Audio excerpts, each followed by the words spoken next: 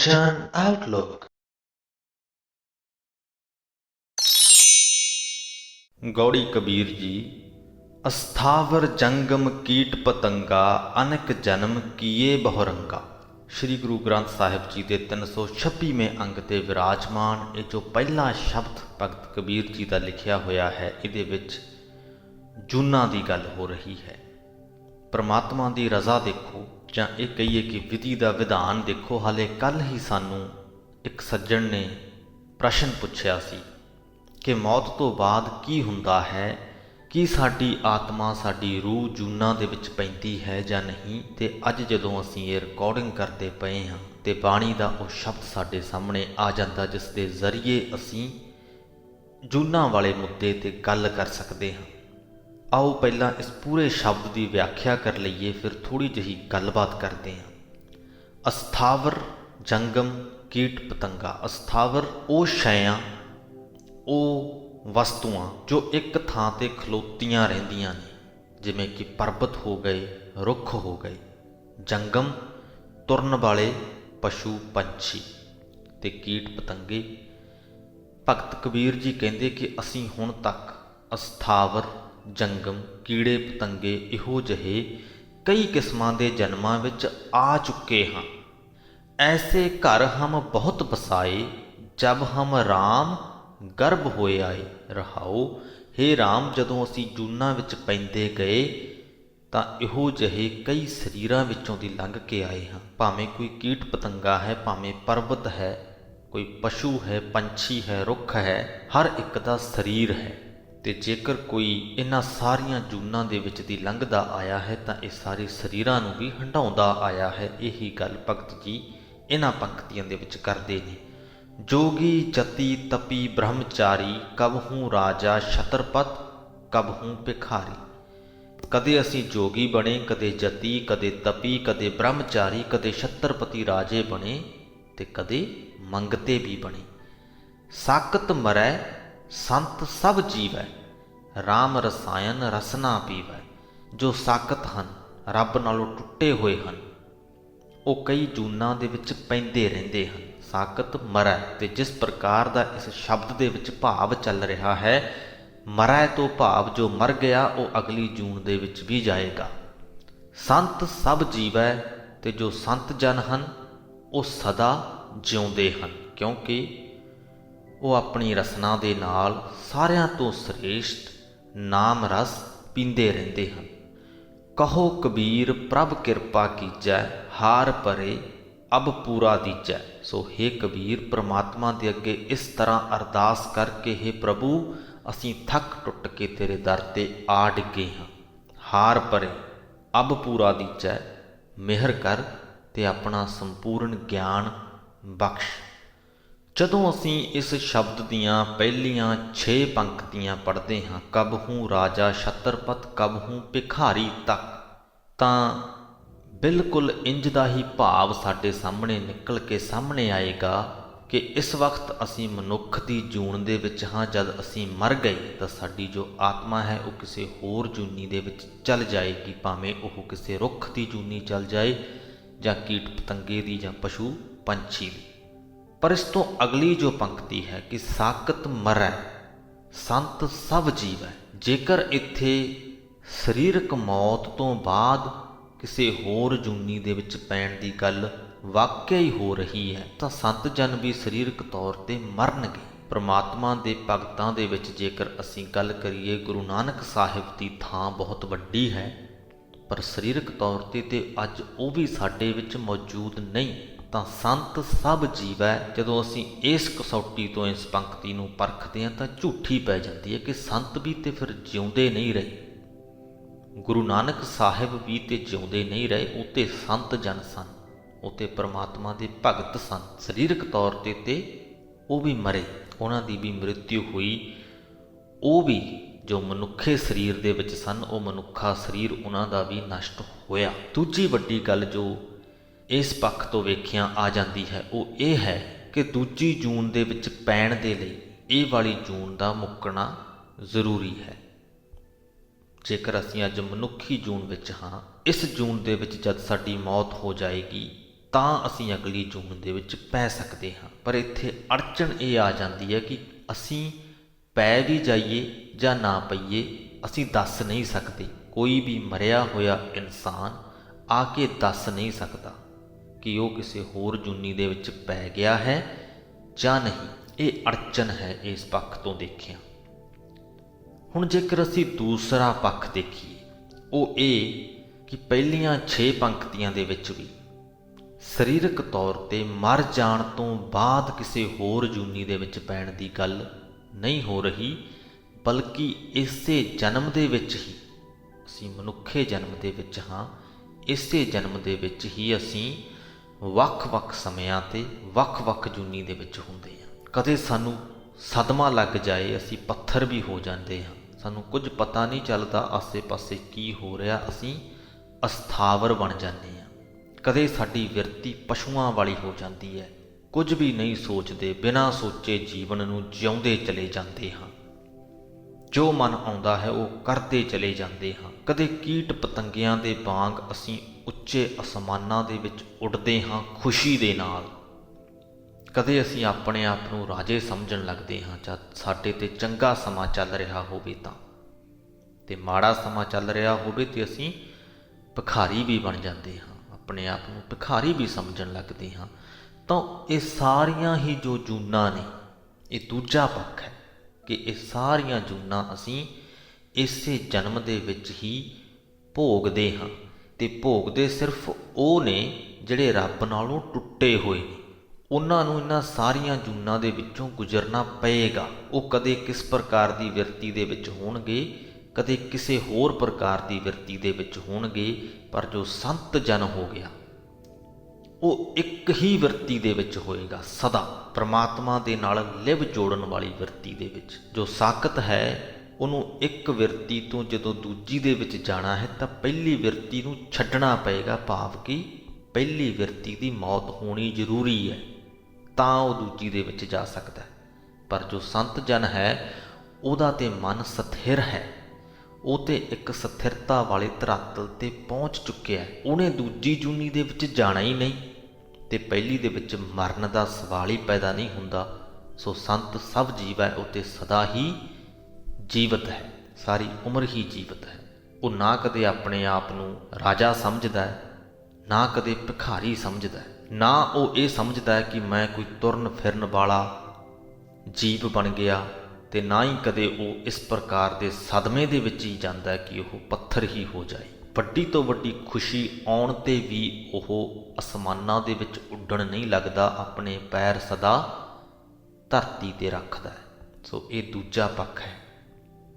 ਅਸੀਂ ਇੱਥੇ ਦੋਨਾਂ ਦੇ ਵਿੱਚੋਂ ਕਿਸੇ ਵੀ ਪੱਖ ਦੀ ਹਮਾਇਤ ਨਹੀਂ ਕਰਦੇ, ਇਹ ਫੈਸਲਾ ਤੁਹਾਡੇ 'ਤੇ ਛੱਡਦੇ ਹਾਂ ਕਿ ਤੁਸੀਂ ਕਿਸ ਪੱਖ ਦੇ ਵਿੱਚ ਵਿਸ਼ਵਾਸ ਕਰਨਾ ਹੈ। ਹੁਣ ਆਪਾਂ ਅੱਜ ਦੇ ਅੰਗ ਦੀ ਬਾਣੀ ਦੀ ਵਿਆਖਿਆ ਨੂੰ ਅੱਗੇ ਵਧਾਉਂਦੇ ਹਾਂ। ਗੌੜੀ ਕਬੀਰ ਜੀ ਕੀ ਨਾਲ ਰਲਾਏ ਲਿਖਿਆ ਮਹਿਲਾ ਪੰਜਵਾਂ। ਇਹ ਵਾਲਾ ਜੋ ਸ਼ਬਦ ਹੈ ਇਹ ਭਗਤ ਕਬੀਰ ਜੀ ਨੇ ਹੀ ਲਿਖਿਆ ਹੈ, ਪਰ ਆਖਰੀ ਵਾਲੀਆਂ 2 ਪੰਕਤੀਆਂ ਇਸ ਸ਼ਬਦ ਦੀਆਂ ਸ੍ਰੀ ਗੁਰੂ ਅਰਜਨ ਸਾਹਿਬ ਦੁਆਰਾ ਲਿਖੀਆਂ ਗਈਆਂ ਨੇ। ਭਗਤ ਜੀ ਲਿਖਦੇ ਨੇ, ਐਸੋ ਅਚਰਜ ਦੇਖਿਓ ਕਬੀਰ, ਦਦ ਕੈ ਭੋਲੈ ਬਿਰੋਲੈ ਨੀਰ। ਦਦ ਤੋਂ ਭਾਵ ਦਹੀਂ, ਭੋਲੈ ਤੋਂ ਭਾਵ ਭੁਲੇਖੇ, ਬਿਰੋਲੈ ਤੋਂ ਭਾਵ ਰਿੜਕਣਾ। ਭਗਤ ਕਬੀਰ ਜੀ ਕਹਿੰਦੇ ਕਿ ਹੇ ਕਬੀਰ, ਮੈਂ ਇੱਕ ਅਜੀਬ ਤਮਾਸ਼ਾ ਦੇਖਿਆ ਹੈ ਕਿ ਜੀਵ ਦਹੀਂ ਦੇ ਭੁਲੇਖੇ ਪਾਣੀ ਰਿੜਕ ਰਿਹਾ ਹੈ। ਹੁਣ ਇਹਦਾ ਕੀ ਮਤਲਬ ਹੈ? ਹਰ ਮਨੁੱਖ ਚਾਹੁੰਦਾ ਹੈ ਕਿ ਉਹਦੇ ਜੀਵਨ ਦੇ ਵਿੱਚ ਖੁਸ਼ੀਆਂ ਹੋਵਣ, ਸੰਤੁਸ਼ਟੀ ਹੋਵੇ।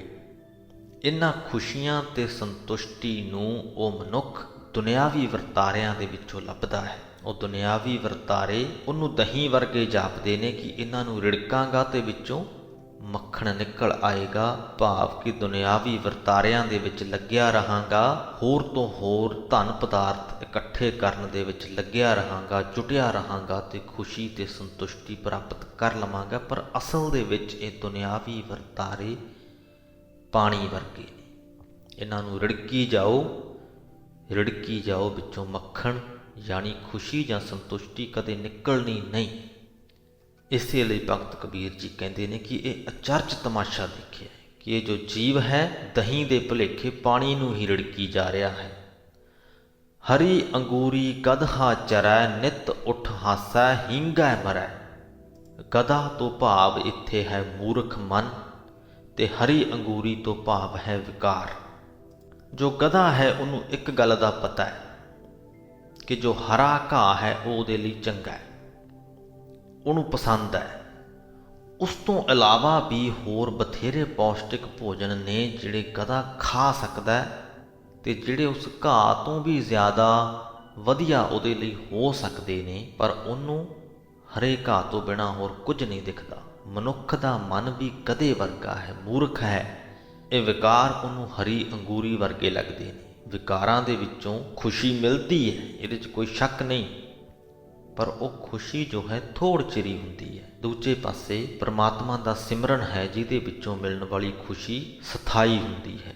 ਪਰ ਕਿਉਂਕਿ ਮਨੁੱਖ ਦਾ ਮਨ ਗਧੇ ਵਰਗਾ ਹੈ, ਇਹਨੂੰ ਵਿਕਾਰਾਂ ਦੀ ਹਰੀ ਅੰਗੂਰੀ ਹੀ ਚੰਗੀ ਲੱਗਦੀ ਹੈ, ਪਰਮਾਤਮਾ ਦਾ ਸਿਮਰਨ ਚੰਗਾ ਨਹੀਂ ਲੱਗਦਾ। ਇਹ ਮਨ ਭਾਉਂਦੇ ਵਿਕਾਰ ਮਾਣਦਾ ਰਹਿੰਦਾ ਹੈ, ਸਦਾ ਹੱਸਦਾ ਖੋਤੇ ਵਾਂਗ ਹੀਂਗਦਾ ਰਹਿੰਦਾ ਹੈ, ਤੇ ਜਨਮ ਮਰਨ ਦੇ ਗੇੜ ਵਿੱਚ ਪਿਆ ਰਹਿੰਦਾ ਹੈ। ਫਿਰ ਤੋਂ ਜਨਮ ਮਰਨ ਦਾ ਗੇੜ ਆ ਗਿਆ ਹੈ। ਵਿਕਾਰਾਂ ਦੇ ਵਿੱਚੋਂ ਜਿਸ ਪ੍ਰਕਾਰ ਅਸੀਂ ਕਿਹਾ ਮਿਲਣ ਵਾਲੀ ਖੁਸ਼ੀ ਥੋੜ੍ਹ ਚਿਰੀ ਹੈ। ਜਦ ਤੱਕ ਉਹ ਖੁਸ਼ੀ ਹੈ, ਤੁਸੀਂ ਜਨਮੇ ਹੋਏ ਹੋ, ਉਹ ਖੁਸ਼ੀ ਦੇ ਖਤਮ ਹੁੰਦੇ ਹੀ ਮੌਤ ਹੋ ਗਈ। ਹੁਣ ਤੁਸੀਂ ਨਵਾਂ ਕੋਈ ਵਿਕਾਰ ਲੱਭੋਗੇ, ਨਵੀਂ ਕੋਈ ਚੀਜ਼, ਨਵਾਂ ਕੋਈ ਵਰਤਾਰਾ ਲੱਭੋਗੇ, ਉਹ ਤੁਹਾਡੀ ਨਵੀਂ ਜੂਨੀ ਹੋਏਗੀ। ਮਾਤਾ ਭੈਂਸਾ ਅਮੋਹਾ ਜਾਏ, ਕੁਦ ਕੁਦ ਚਰੈ ਰਸਾਤਲ ਪਾਏ। ਉਹੀ ਭਾਵ ਮਾਤਾ ਭੈਂਸਾ ਤੋਂ ਭਾਵ ਮਸਤਿਆ ਹੋਇਆ ਸੰਡਾ। ਅਮੋਹਾ ਜਾਏ, ਅਮੋੜ ਹੋ ਜਾਏ, ਕਿ ਜਿਹਨੂੰ ਮੋੜਿਆ ਨਾ ਜਾ ਸਕੇ। ਮਸਤ ਹੋਏ ਸੰਡੇ ਵਰਗਾ ਮਨ ਅਮੋੜਪੁਣਾ ਕਰਦਾ ਹੈ, ਜ਼ਿੱਦ ਕਰਦਾ ਹੈ, ਹੰਕਾਰ ਕਰਦਾ ਹੈ, ਵਿਸ਼ਿਆਂ ਦੀ ਖੇਤੀ ਚੁਗਦਾ ਰਹਿੰਦਾ ਹੈ, ਤੇ ਆਖਿਰ ਨਰਕ ਵਿੱਚ ਪੈ ਜਾਂਦਾ ਹੈ। ਇਹ ਨਰਕ ਵੀ ਉਹ ਭਾਵ, ਉਹ ਅਵਸਥਾ ਹੈ ਜਦੋਂ ਵਿਸ਼ਿਆਂ ਵਿਕਾਰਾਂ ਦੇ ਵਿੱਚੋਂ ਮਿਲਣ ਵਾਲੀ ਖੁਸ਼ੀ ਖਤਮ ਹੋ ਜਾਂਦੀ ਹੈ। ਉਸ ਵਕਤ ਜੋ ਅਵਸਥਾ ਆ ਜਾਂਦੀ ਹੈ ਉਹ ਨਰਕ ਹੈ, ਕਿਉਂਕਿ ਉਹ ਖੁਸ਼ੀ ਥੋੜ੍ਹ ਚਿਰੀ ਸੀ, ਉਹਨੇ ਖਤਮ ਹੋਣਾ ਹੈ। ਜਦੋਂ ਖਤਮ ਹੋ ਗਈ ਤਾਂ ਤੁਸੀਂ ਉਦਾਸ ਹੋ ਜਾਓਗੇ, ਨਿਰਾਸ਼ ਹੋ ਜਾਓਗੇ। ਉਹ ਉਦਾਸੀ, ਉਹ ਨਿਰਾਸ਼ਾ ਦੀ ਜੋ ਅਵਸਥਾ ਹੈ ਉਹੀ ਨਰਕ ਹੈ। ਕਹੋ ਕਬੀਰ ਪ੍ਰਗਟ ਭਈ ਖੇਡ, ਲੇਲੇ ਕਉ ਚੁੰਗਾ ਨਿਤ ਭੇਡ। ਹੇ ਕਬੀਰ, ਆਖ ਕੇ ਮੈਨੂੰ ਤਾਂ ਇਹ ਅਜੀਬ ਤਮਾਸ਼ਾ ਸਮਝ ਵਿੱਚ ਆ ਗਿਆ ਹੈ। ਤਮਾਸ਼ਾ ਇਹ ਹੈ ਕਿ ਸੰਸਾਰੀ ਜੀਵਾਂ ਦੀ ਬੁੱਧੀ ਮਨ ਦੇ ਪਿੱਛੇ ਲੱਗੀ ਫਿਰਦੀ ਹੈ।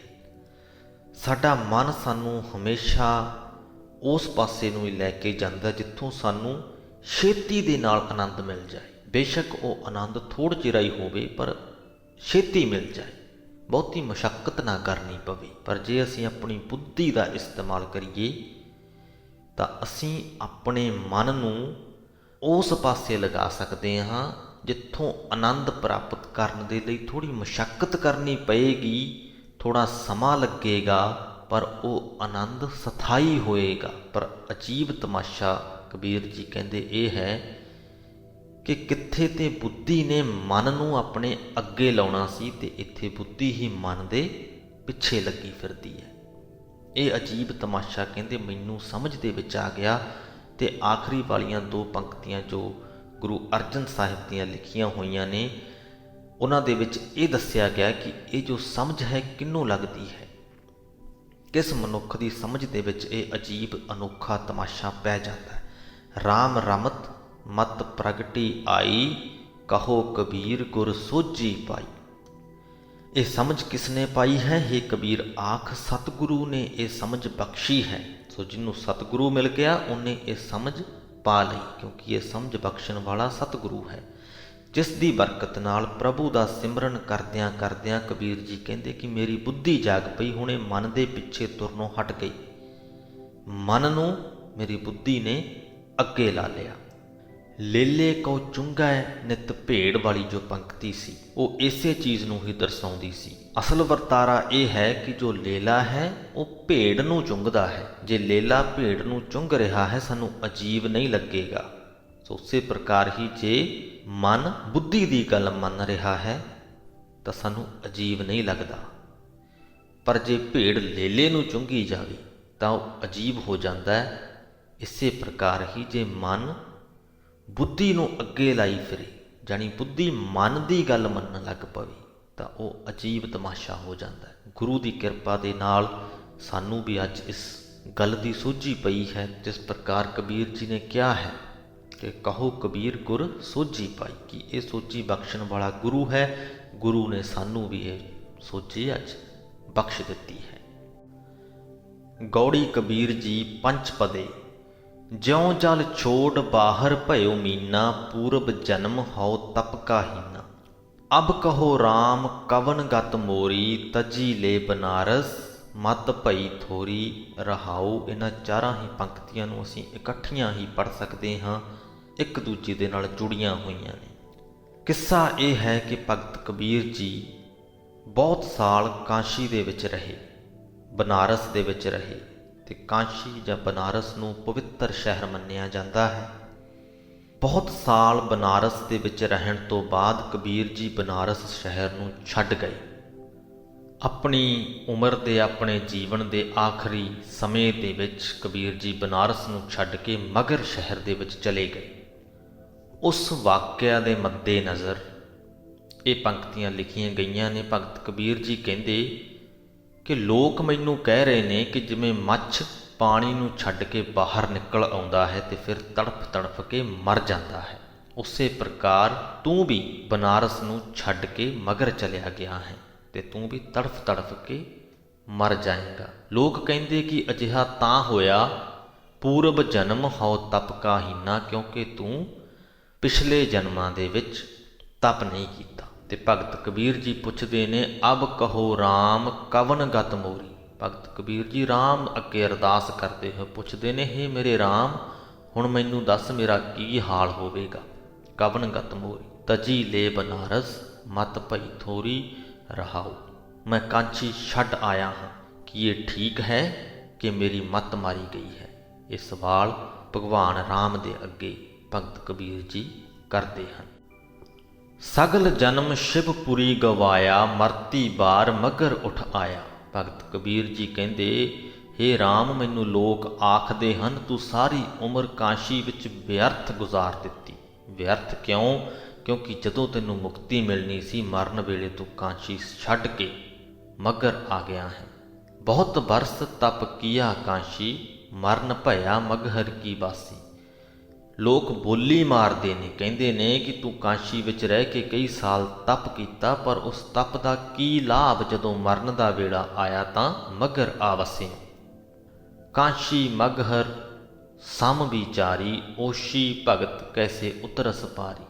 ਹੇ ਰਾਮ, ਮੈਨੂੰ ਲੋਕ ਕਹਿੰਦੇ ਤੂੰ ਕਾਸ਼ੀ ਤੇ ਮਗਰ ਨੂੰ ਇੱਕੋ ਜਿਹਾ ਸਮਝ ਲਿਆ ਹੈ। ਇਸ ਹੋਸ਼ੀ ਭਗਤੀ ਨਾਲ ਜੋ ਤੂੰ ਕਰ ਰਿਹਾ ਹੈ, ਕਿਵੇਂ ਸੰਸਾਰ ਸਮੁੰਦਰ ਤੋਂ ਪਾਰ ਲੰਘੇਗਾ। ਪਰ ਭਗਤ ਕਬੀਰ ਜੀ ਕਹਿੰਦੇ, ਕਹੋ ਗੁਰ ਗੱਜ ਸ਼ਿਵ ਸਭ ਕੋ ਜਾਣੈ, ਮੁਆ ਕਬੀਰ ਰਮਤ ਸ਼੍ਰੀ ਰਾਮੈ। ਹੇ ਕਬੀਰ, ਇਹ ਆਖ ਕਿ ਹਰੇਕ ਮਨੁੱਖ ਗਣੇਸ਼ ਤੇ ਸ਼ਿਵ ਨੂੰ ਹੀ ਪਛਾਣਦਾ ਹੈ। ਲੋਕ ਸਮਝਦੇ ਨੇ ਕਿ ਸ਼ਿਵ ਮੁਕਤੀ ਦਾਤਾ ਹੈ ਤੇ ਗਣੇਸ਼ ਦੀ ਨਗਰੀ ਮੁਕਤੀ ਖੋਣ ਵਾਲੀ ਹੈ। ਇਹ ਗੱਲ ਲੋਕ ਸਮਝਦੇ ਨੇ, ਪਰ ਕਬੀਰ ਤਾਂ ਪ੍ਰਭੂ ਦਾ ਸਿਮਰਨ ਕਰ ਕਰਕੇ ਆਪਾ ਭਾਵ ਹੀ ਮਿਟਾ ਬੈਠਾ ਹੈ। ਤੁਹਾਨੂੰ ਮੁਕਤੀ ਮਿਲਣੀ ਹੈ ਜਾਂ ਨਹੀਂ ਮਿਲਣੀ, ਇਸ ਗੱਲ ਦੀ ਚਿੰਤਾ ਤੇ ਉਹ ਮਨੁੱਖ ਕਰੇਗਾ ਜਿਹਦੇ ਅੰਦਰ ਮੈਂ ਹੋਏਗੀ। ਉਹਦੇ ਅੰਦਰ ਹੀ ਤੇ ਇਹ ਸਵਾਲ ਉੱਠ ਸਕਦਾ ਨਾ ਕਿ ਮੇਰਾ ਕੀ ਹੋਏਗਾ, ਮੇਰੀ ਕੀ ਗਤ ਹੋਏਗੀ। ਕਬੀਰ ਜੀ ਕਹਿੰਦੇ ਅਸੀਂ ਤੇ ਆਪਣੇ ਅੰਦਰੋਂ ਮੈਂ ਹੀ ਖਤਮ ਕਰ ਦਿੱਤੀ ਹੈ, ਸਾਨੂੰ ਫਰਕ ਹੀ ਕੋਈ ਨਹੀਂ ਪੈਂਦਾ ਕਿ ਮੁਕਤੀ ਮਿਲੇ ਜਾਂ ਨਾ ਮਿਲੇ। ਇਹਦੇ ਵਿੱਚ ਇੱਕ ਛੁਪਿਆ ਹੋਇਆ ਭਾਵ ਇਹ ਵੀ ਹੈ ਕਿ ਇਸੇ ਜਨਮ ਦੇ ਵਿੱਚ ਰਹਿੰਦੇ ਰਹਿੰਦੇ ਹੀ ਅਸੀਂ ਮੁਕਤੀ ਹਾਸਲ ਕਰ ਲਈ। ਮਰਨ ਤੋਂ ਬਾਅਦ ਮੁਕਤੀ ਮਿਲਣੀ ਜਾਂ ਨਹੀਂ ਮਿਲਣੀ, ਕਬੀਰ ਜੀ ਕਹਿੰਦੇ ਕੀ ਫਰਕ ਪੈਂਦਾ। ਇਸ ਚਿੰਤਾ ਤੋਂ ਤੇ ਮੈਂ ਹੁਣੇ ਹੀ ਮੁਕਤ ਹੋ ਗਿਆ, ਮੈਨੂੰ ਕੋਈ ਚਿੰਤਾ ਹੀ ਨਹੀਂ ਰਹੀ। ਮੈਂ ਆਪਣਾ ਆਪਾ ਭਾਵ ਹੀ ਮੁਕਾ ਲਿਆ ਤੇ ਮੈਨੂੰ ਕੋਈ ਚਿੰਤਾ ਹੀ ਨਹੀਂ ਰਹੀ ਕਿ ਮੈਨੂੰ ਮੁਕਤੀ ਮਿਲਣੀ ਹੈ ਕਿ ਨਹੀਂ ਮਿਲਣੀ। ਇਸ ਪੂਰੇ ਸ਼ਬਦ ਦੇ ਵਿੱਚ ਜੋ ਭਾਵ ਹੈ ਉਹ ਇਹ ਹੈ ਕਿ ਕਿਸੇ ਖਾਸ ਦੇਸ਼ ਜਾਂ ਨਗਰੀ ਵਿੱਚੋਂ ਮੁਕਤੀ ਨਹੀਂ ਮਿਲ ਸਕਦੀ। ਮੁਕਤੀ ਉਹੀ ਹੈ ਜੋ ਪ੍ਰਭੂ ਦਾ ਭਜਨ ਕਰਕੇ ਆਪਣੇ ਅੰਦਰੋਂ ਮੈਂ ਮੇਰੀ ਮਿਟਾ ਚੁੱਕਿਆ ਹੈ। ਜਿਹਨੇ ਮੈਂ ਤੋਂ ਮੁਕਤੀ ਪਾ ਲਈ, ਹਉਮੈ ਤੋਂ ਮੁਕਤੀ ਪਾ ਲਈ, ਉਹ ਮੁਕਤ ਹੈ। ਉਹਨੂੰ ਹੋਰ ਕਿਸੇ ਮੁਕਤੀ ਦੀ ਜ਼ਰੂਰਤ ਨਹੀਂ ਰਹਿ ਜਾਂਦੀ। ਗੌੜੀ ਕਬੀਰ ਜੀ, ਚੋਆ ਚੰਦਨ ਮਰਦਨ ਅੰਗਾ, ਸੋ ਤਨ ਜਲੈ ਕਾਠ ਕੈ ਸੰਗਾ। ਜਿਸ ਸਰੀਰ ਦੇ ਅੰਗਾਂ ਨੂੰ ਅਤਰ ਤੇ ਚੰਦਨ ਮਲੀਦਾ ਹੈ, ਜਦ ਜੀਵ ਜੀਵਤ ਹੈ ਆਪਣੇ ਸਰੀਰ ਤੇ ਅਤਰ ਮਲਦਾ ਹੈ, ਚੰਦਨ ਮਲਦਾ ਹੈ, ਇਸ ਪ੍ਰਕਾਰ ਦੀਆਂ ਖੁਸ਼ਬੂਆਂ ਲਾ ਕੇ ਰੱਖਣ ਦਾ ਸ਼ੌਂਕ ਪਾਲਦਾ ਹੈ, ਪਰ ਅੰਤ ਨੂੰ ਉਹ ਸਰੀਰ ਲੱਕੜਾਂ ਵਿੱਚ ਪਾ ਕੇ ਸਾੜਿਆ ਜਾਂਦਾ ਹੈ। ਇਸ ਤਨ ਧਨ ਕੀ ਕਵਨ ਵਡਾਈ। ਕਹਿੰਦੇ ਇਸ ਸਰੀਰ ਤੇ ਧਨ ਉੱਤੇ ਕੀ ਮਾਣ ਕਰਨਾ ਹੋਇਆ। ਧਰਨ ਪਰੈ ਔਰ ਵਾਰ ਨਾ ਜਾਈ। ਰਹਾਓ, ਇਹ ਇੱਥੇ ਹੀ ਧਰਤੀ ਤੇ ਪਏ ਰਹਿ ਜਾਂਦੇ ਹਨ, ਜੀਵ ਦੇ ਨਾਲ ਨਹੀਂ ਜਾਂਦੇ। ਰਾਤ ਜੇ ਸੋਵੈ ਦਿਨ ਕਰੈ ਕਾਮ, ਇੱਕ ਖਿਨ ਲੇਹੈ ਨਾ ਹਰ ਕੋ ਨਾਮ। ਜੋ ਮਨੁੱਖ ਰਾਤ ਨੂੰ ਸੁੱਤੇ ਰਹਿੰਦੇ ਨੇ, ਦਿਨੇ ਦੁਨਿਆਵੀ ਕੰਮ ਧੰਦੇ ਕਰਦੇ ਰਹਿੰਦੇ ਨੇ, ਪਰ ਇੱਕ ਪਲ ਮਾਤਰ ਵੀ ਪ੍ਰਭੂ ਦਾ ਨਾਮ ਨਹੀਂ ਜਪਦੇ। ਹਾਥ ਤਾਂ ਡੋਰ ਮੁਖ ਖਾਇਓ ਤੰਬੋਰ, ਮਰਤੀ ਬਾਰ ਕਸ ਬਾਧਿਓ ਚੋਰ। ਤੇ ਜਿਹੜੇ ਮੁੱਖ ਦੇ ਵਿੱਚ ਪਾਨ ਚੱਬਦੇ ਰਹਿੰਦੇ ਨੇ ਜਾਂ ਹੱਥ ਦੇ ਵਿੱਚ ਬਾਜਾਂ ਆਦਿ ਦੀ ਡੋਰ ਫੜ ਕੇ, ਭਾਵ ਕਿ ਸ਼ਿਕਾਰ ਆਦਿਕ ਦਾ ਸ਼ੌਂਕ ਰੱਖਦੇ ਨੇ, ਉਹ ਅੰਤ ਵੇਲੇ ਚੋਰਾਂ ਵਾਂਗ ਬੰਨੇ ਜਾਂਦੇ ਨੇ। ਬੰਨੇ ਕਾਹਦੇ ਵਿੱਚ ਜਾਂਦੇ ਨੇ? ਮੋਹ ਦੇ ਧਾਗਿਆਂ ਦੇ ਵਿੱਚ। ਜਿਸ ਨੂੰ ਸੰਸਾਰ ਦੇ ਨਾਲ, ਸੰਸਾਰ ਦੇ ਵਰਤਾਰਿਆਂ ਦੇ ਨਾਲ ਇੰਨਾ ਜ਼ਿਆਦਾ ਮੋਹ ਹੋਵੇ, ਉਹ ਮੋਹ ਦੇ ਧਾਗਿਆਂ ਦੇ ਵਿੱਚ ਪੂਰੀ ਤਰ੍ਹਾਂ ਨਾਲ ਜਕੜਿਆ ਜਾਂਦਾ ਹੈ। ਤੇ ਜਦ ਅੰਤ ਵੇਲਾ ਆਉਂਦਾ ਹੈ ਤਾਂ ਉਹ ਜਕੜਨ ਮਹਿਸੂਸ ਕਰਦਾ ਹੈ। ਦਿਲ ਨਹੀਂ ਕਰਦਾ ਹੁੰਦਾ ਉਹਦਾ ਉਹ ਸਭ ਕੁਝ ਛੱਡ ਕੇ ਜਾਣ ਨੂੰ, ਜਿਸ ਨਾਲ ਉਹ ਆਪਣੇ ਆਪ ਨੂੰ ਜੋੜੀ ਰੱਖਿਆ ਉਸਨੇ ਸਾਰੀ ਉਮਰ। ਜਿਹੜੀਆਂ ਚੀਜ਼ਾਂ, ਵਸਤਾਂ, ਜਾਇਦਾਦਾਂ, ਸ਼ੌਂਕਾਂ, ਇਨਸਾਨਾਂ ਦੇ ਨਾਲ ਉਹਨੇ ਮੋਹ ਪਾਈ ਰੱਖਿਆ, ਉਹਨਾਂ ਨੂੰ ਛੱਡ ਕੇ ਜਾਣ ਨੂੰ ਉਹਦਾ ਦਿਲ ਨਹੀਂ ਕਰਦਾ। ਮੋਹ ਦੇ ਉਹ ਧਾਗੇ ਉਹਨੂੰ ਇੰਜ ਬੰਨ੍ਹ ਕੇ ਰੱਖਦੇ ਨੇ ਜਿਵੇਂ ਚੋਰ ਨੂੰ ਬੰਨ੍ਹਿਆ ਜਾਂਦਾ ਹੈ। ਗੁਰਮਤਿ ਰਸ ਰਸ ਹਰ ਗੁਣ ਗਾਵੈ, ਰਾਮੈ ਰਾਮ ਰਮਤ ਸੁਖ ਪਾਵੈ। ਜੋ ਮਨੁੱਖ ਸਤਿਗੁਰੂ ਦੀ ਮੱਤ ਲੈ ਕੇ ਬੜੇ ਪ੍ਰੇਮ ਨਾਲ ਪ੍ਰਭੂ ਦੇ ਗੁਣ ਗਾਉਂਦਾ ਹੈ, ਉਹ ਕੇਵਲ ਪ੍ਰਭੂ ਨੂੰ ਸਿਮਰ ਸਿਮਰ ਕੇ ਹੀ ਸੁਖ ਮਾਣ ਲੈਂਦਾ ਹੈ। ਕਿਰਪਾ ਕਰ ਕੈ ਨਾਮ ਦ੍ਰਿੜਾਈ, ਹਰ ਹਰ ਬਾਸ ਸੁਗੰਧ ਬਸਾਈ। ਉਹਨੂੰ ਕਿਸੇ ਪ੍ਰਕਾਰ ਦੇ ਇਤਰਾਂ ਦੀ ਜਾਂ ਚੰਦਨ ਆਦਿਕ ਸੁਗੰਧੀਆਂ ਦੀ ਲੋੜ ਨਹੀਂ ਪੈਂਦੀ। ਪ੍ਰਭੂ ਆਪਣੀ ਮਿਹਰ ਕਰਕੇ ਜਿਸ ਦੇ ਹਿਰਦੇ ਵਿੱਚ ਆਪਣਾ ਨਾਮ ਟਿਕਾਉਂਦਾ ਹੈ, ਉਸ ਵਿੱਚ ਉਹ ਨਾਮ ਦੀ ਖੁਸ਼ਬੂ ਦਾ ਵਾਸ ਕਰਾ ਦਿੰਦਾ ਹੈ। ਤੇ ਖੁਸ਼ਬੂ ਇੱਕ ਵਾਰ ਲੱਗ ਜਾਏ ਤੇ ਬਾਰ-ਬਾਰ ਲਾਣ ਦੀ ਲੋੜ ਨਹੀਂ ਪੈਂਦੀ। ਕਹਿਤ ਕਬੀਰ ਚੇਤ ਰੇ ਅੰਧਾ, ਸਤ ਰਾਮ ਝੂਠਾ ਸਭ ਧੰਦਾ।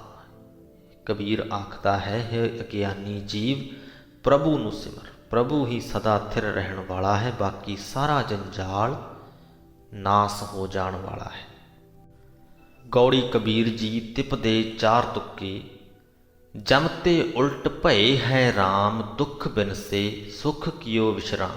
ਬੈਰੀ ਉਲਟ ਭਏ ਹੈ ਮੀਤਾ, ਸਾਕਤ ਉਲਟ ਸੁਜਨ ਭਏ ਚੀਤਾ। ਅਬ ਮੋਹੇ ਸਰਬ ਕੁਸ਼ਲ ਕਰ ਮਾਨਿਆ, ਸ਼ਾਂਤ ਭਈ ਜਬ ਗੋਬਿੰਦ ਜਾਣਿਆ। ਰਹਾਉ।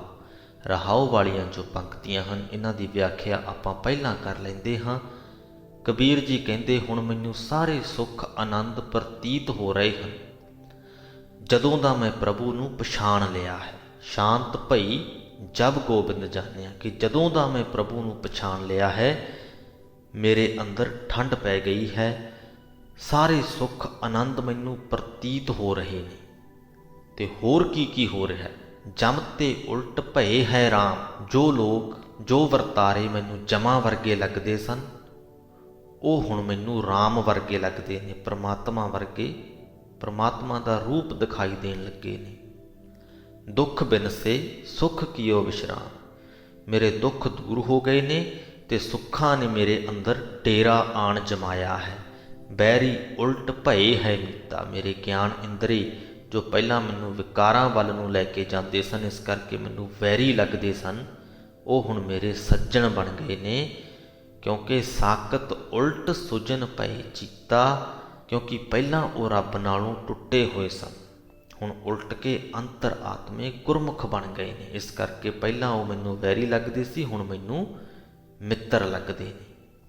ਆਪਣੇ ਅੰਦਰ ਆਏ ਹੋਏ ਬਦਲਾਅ ਨੂੰ ਕਬੀਰ ਜੀ ਨੇ ਇਹਨਾਂ ਪੰਕਤੀਆਂ ਦੇ ਵਿੱਚ ਪੇਸ਼ ਕੀਤਾ ਹੈ ਕਿ ਜਦੋਂ ਤੱਕ ਉਸਨੇ ਪਰਮਾਤਮਾ ਨੂੰ ਪਛਾਣਿਆ ਨਹੀਂ ਸੀ, ਉਦੋਂ ਤੱਕ ਉਹ ਕਿਸ ਪ੍ਰਕਾਰ ਦੀ ਬਿਰਤੀ ਰੱਖਦੇ ਸਨ, ਅਤੇ ਜਦੋਂ ਪਰਮਾਤਮਾ ਨੂੰ ਇੱਕ ਵਾਰ ਪਛਾਣ ਲਿਆ ਤਾਂ ਫਿਰ ਉਹਨਾਂ ਦੀ ਬਿਰਤੀ ਕਿਹੋ ਜਿਹੀ ਹੋ ਗਈ।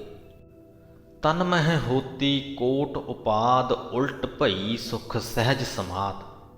ਪਹਿਲਾਂ ਮੇਰੇ ਤਨ ਦੇ ਵਿੱਚ ਕਰੋੜਾਂ ਵਖੇੜੇ ਸਨ, ਵਿਕਾਰਾਂ ਰੂਪ, ਪਰ ਹੁਣ ਮੈਂ ਪ੍ਰਭੂ ਦੇ ਨਾਮ ਰਸ ਵਿੱਚ ਜੁੜੇ ਰਹਿਣ ਕਰਕੇ ਉਹ ਸਾਰੇ ਪਲਟ ਲਏ, ਉਹ ਪਲਟ ਕੇ ਸੁੱਖ ਬਣ ਗਏ, ਸਹਿਜ ਸਮਾਧ ਹੋ ਗਿਆ।